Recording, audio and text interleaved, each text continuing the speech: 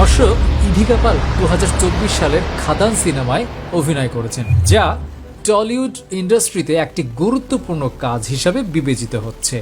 এই ছবির মাধ্যমে তিনি কিন্তু আরো বেশি দর্শকের কাছে পৌঁছাতে সক্ষম হয়েছেন।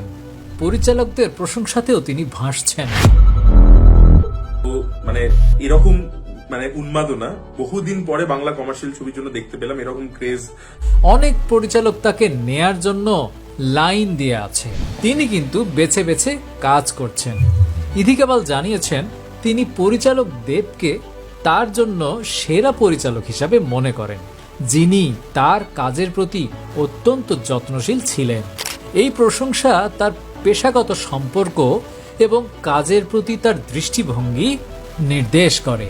তিনি 2 জুলাই 1998 সালে কলকাতায় জন্মগ্রহণ করেন এবং 2019 সাল থেকে তার কর্মজীবন শুরু করেন। টেলিভিশনের মেগা সিরিয়ালে সফলতার সাথে অভিনয় করার পর চলচ্চিত্রে তার অভিষেক আরও তাকে জনপ্রিয় করে দিয়েছে, যা তাকে সেরা অভিনেত্রীদের মধ্যে স্থান করে দিতে সাহায্য করেছে। ইধিকা পাল কিন্তু আমাদের মতোই ফেসবুক, টুইটার নিয়ে ব্যস্ত থাকেন, অর্থাৎ তিনি নেটিজেনদের সাথে যোগাযোগ রাখেন। ইধিকার এই সামাজিক মিডিয়া উপস্থিতি তরুণ প্রজন্মের মধ্যে জনপ্রিয় করে তুলেছে।